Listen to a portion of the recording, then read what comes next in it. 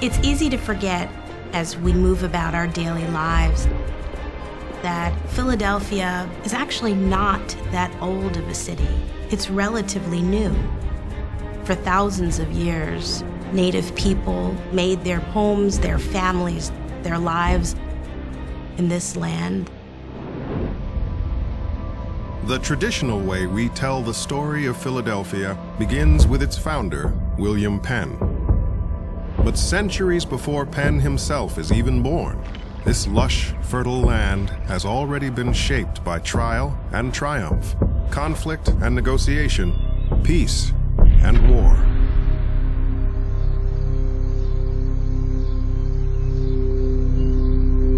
Before there was a place that was called Philadelphia, there was the land of the Lenape.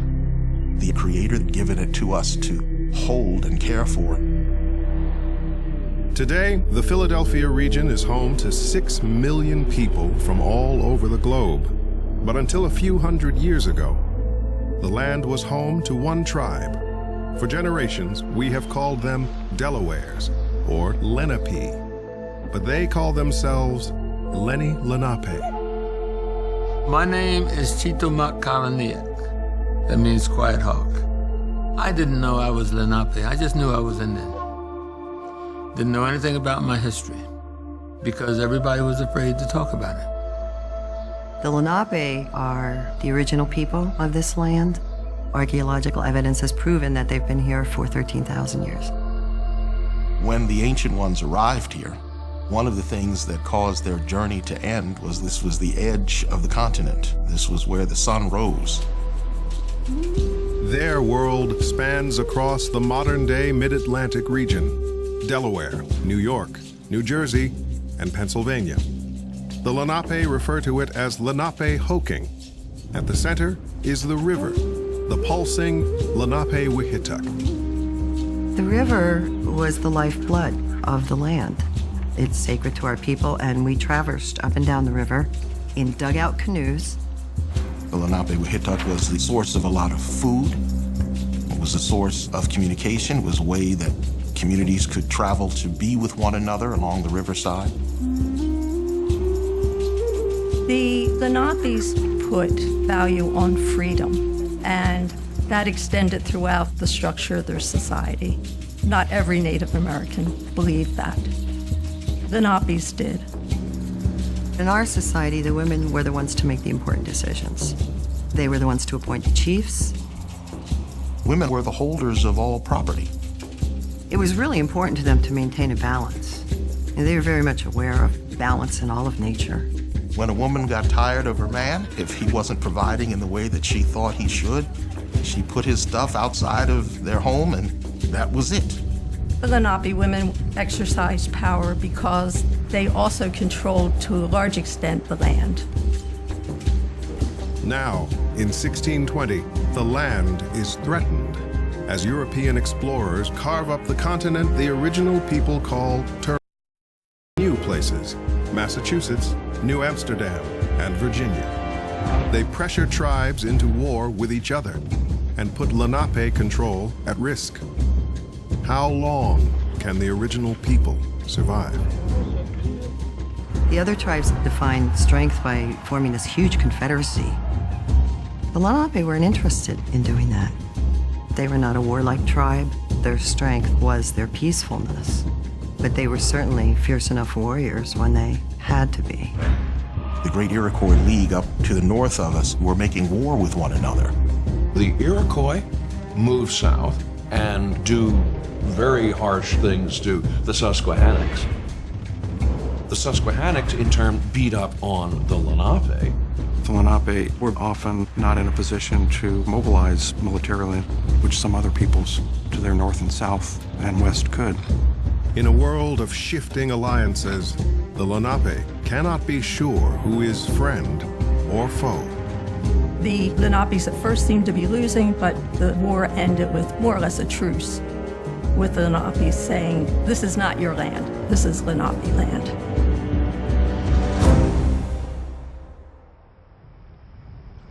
Our people were numerous at one point. Early explorers that talk about the campfires being so plentiful that they lit the sky even when they were still approaching the shoreline. Those explorers, in search of power and profit, now descend into the Lenape Hoking. The European who's coming here, walking along the coast, is seeing a fervid, green, overwhelmingly wild-feeling kind of place that looks completely different than anywhere in Europe. Thick, dense brush, tall trees, a tremendous amount of wildlife. It's like a jungle. European colonizers were interested in extraction. They were interested in getting in quick and pulling resources out that would be valuable for sale in Europe. That meant that European governments did not want to put large amounts of money into protecting and securing settlements. In 1609, Henry Hudson, the English explorer with the Dutch East India Company, is one of the first Europeans to chance upon the Lenape-Wihituk. But he does not find what he is looking for. He sails up to what the Lenape call Mannahatta. The Dutch quickly figure out that access to the beaver trade is much better from Manhattan. So that's where the money goes, that's where the people go.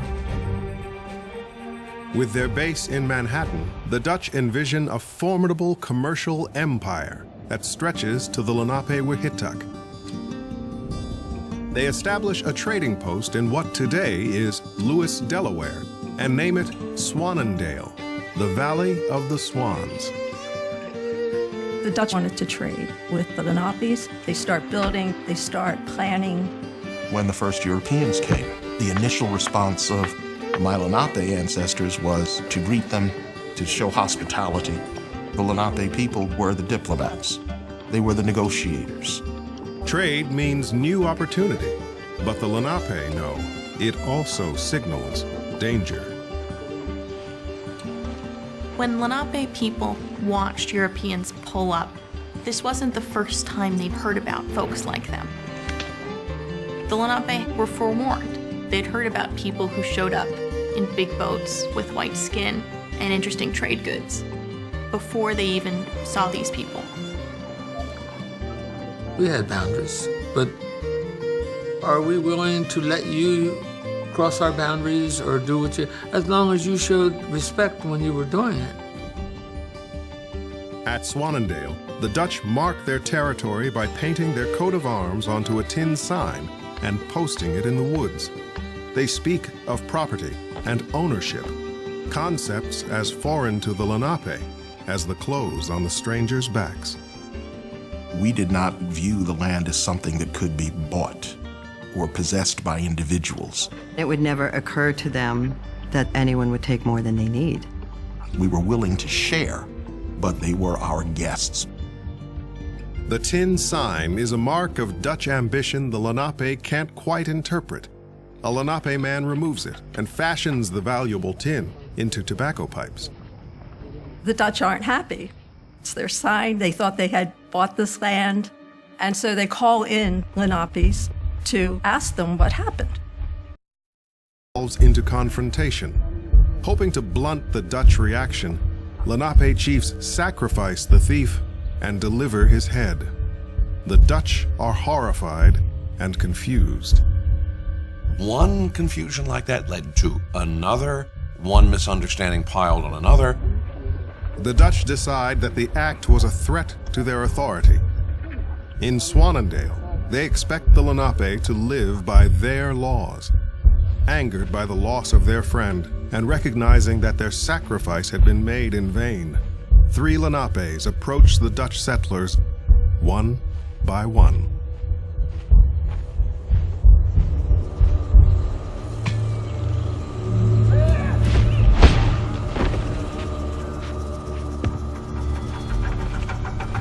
The Lenape descended on the settlement and wiped out everyone.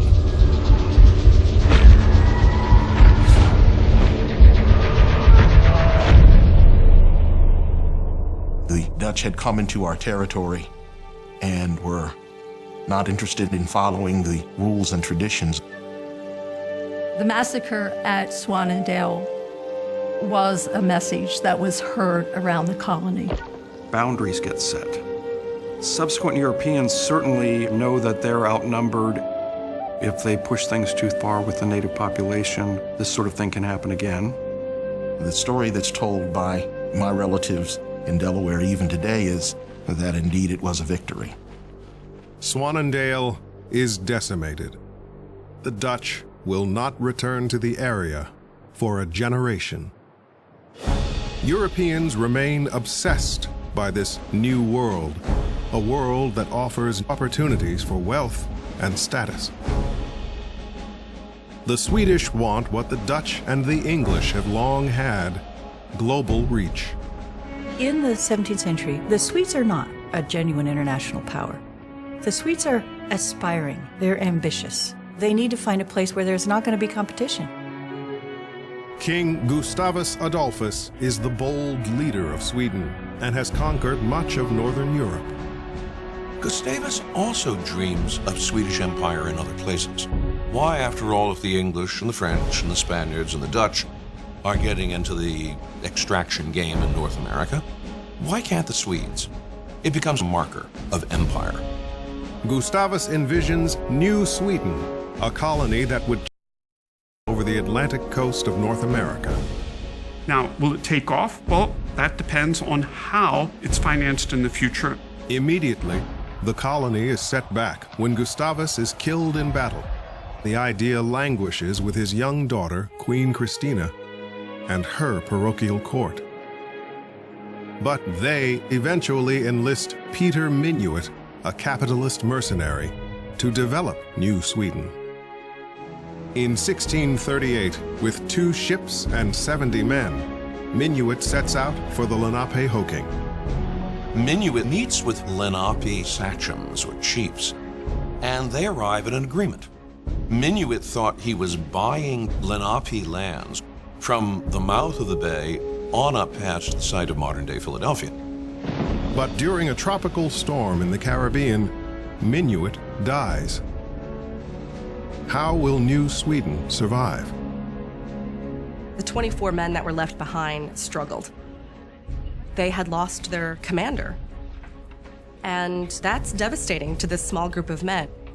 They have to reorganize and think carefully about what's going to happen next. You come to this place, feel like anything is possible. At another level, you're absolutely terrified. Peter Gunnarsson Rambo, a 27-year-old indentured servant, endures the hardship of the new colony.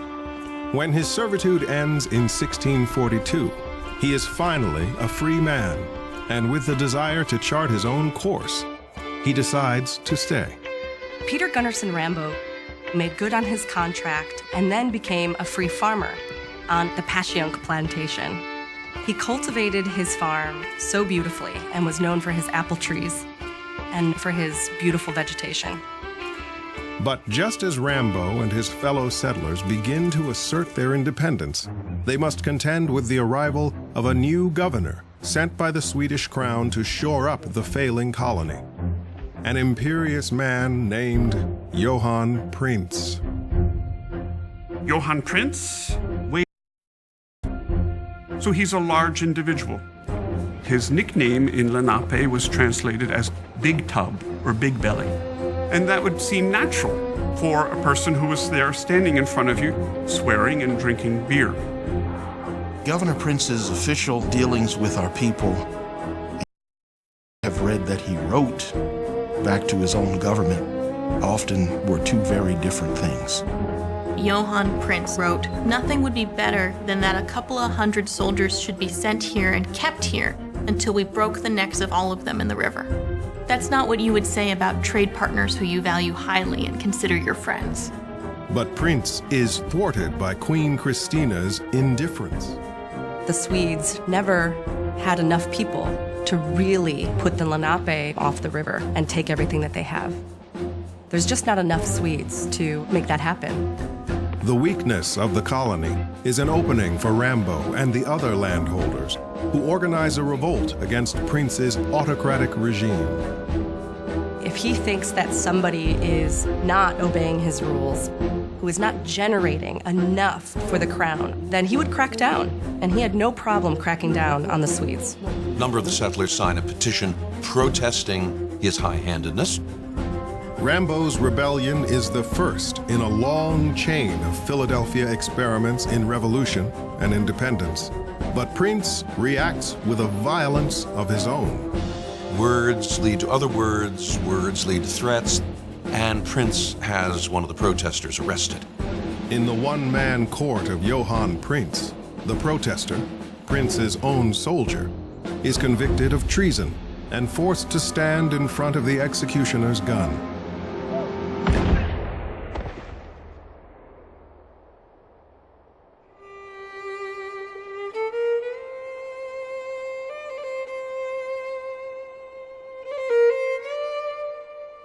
The Swedes said, "You are punishing us in ways that aren't fair, and you are also costing us the promise of our freedom."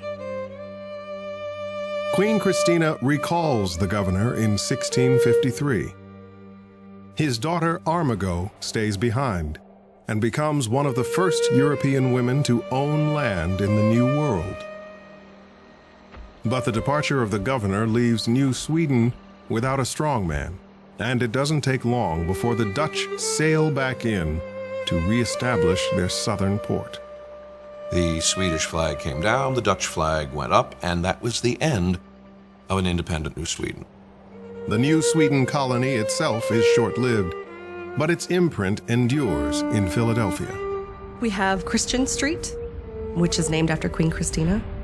Since the beginning of the settlement, Philadelphia reflected Queen Christina's sovereignty here. There's one part of New Sweden that still survives. The blue and the gold of the flag of the city of Philadelphia. But the first and most lasting European imprint is disease. Smallpox, influenza, malaria, and other viruses strike and devastate the Lenape.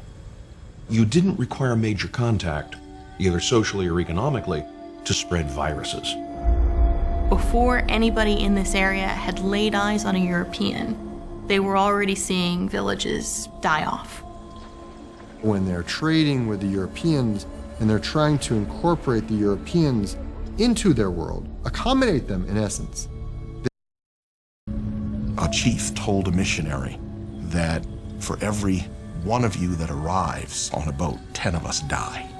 There are stories of there not even being enough people left in villages to bury the dead. When Europeans developed phrase books as a kind of shorthand for communicating with the native tribes, you get a constant recurrence of phrases like, "I cough," "I sweat," "I feel sick." The loss is swift and stunning. More than 3/4 of native people in the mid-Atlantic will die from European diseases. Some of the diseases attacked the oldest and the youngest. And so the ones that were the keepers of the wisdom and the ones that had the strength to perpetuate the communities were being wiped out. That reshaped our whole world. You're living in a household with your family. Tomorrow you wake up and someone dies, and you mourn. But then 2 days later, someone else dies. And then a month passes, and more people die. And that continues onward for years. Disease not only decimates the Lenape population, it also jeopardizes their land. Now, there is even more territory open for the taking. Many colonists thought that they were being favored by the hand of God, that disease was clearing the land for Europeans. The Europeans' fight for religious and military domination escalates. On the battlefield and in the sea, the English defeat the Dutch and seize all of New Netherlands, consolidating the Crown's control of the American coast. The land that would become Philadelphia creates a large swath of land, thousands of miles wide, ruled by the British. Widening British power fuels religious persecution as the Church of England attempts to stamp out all other denominations. In the English context, you have enormous religious persecution.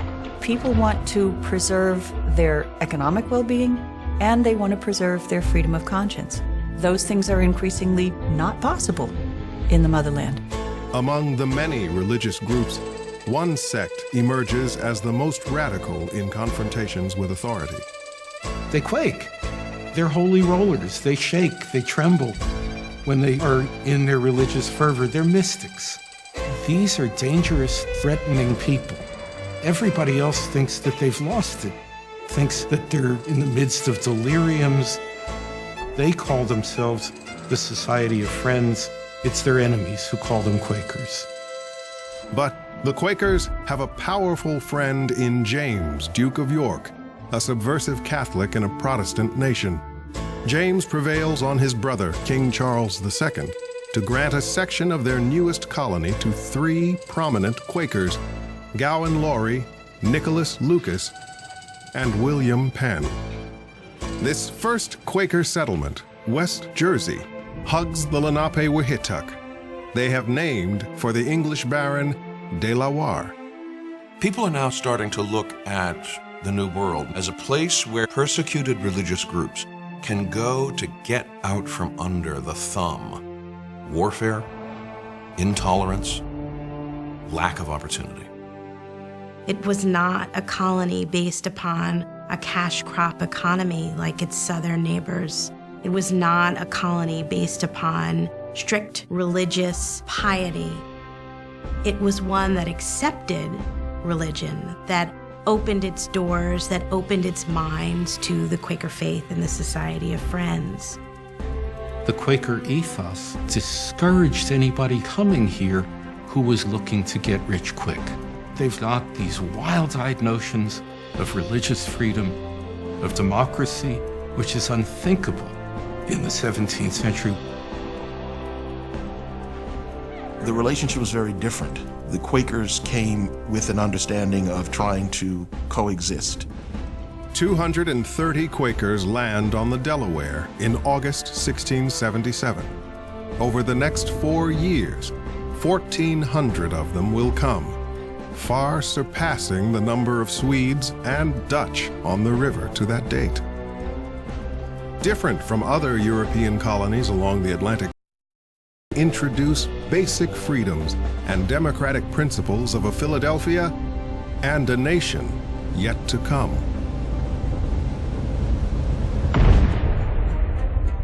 From the first European that set foot on this continent, it's only been 500 years, maybe 6, and we've been here for thousands, and we are still here. The Lenape begin to have to think of themselves as living in 2 worlds. The world that they are part of, that includes them, and some other world that they have to accommodate. The people who were drawn here were people warned explicitly, you're going to have to work. It isn't going to fall in your lap. But if you do, this will be the best poor man's country on earth. And it was. In 1680, Peter Rambo is one of the last surviving settlers of New Sweden. Now a wealthy farmer, he watches as Quaker immigrants arrive in the place where he himself had overcome repression. It was, from the very beginning, an experiment in tolerance, an experiment in diversity, in different types of people living together. That experiment is about to take off. As the independence of West Jersey is threatened, William Penn imagines an expanded Quaker settlement in a self-governing utopia across the Delaware. The vision of a city called Philadelphia.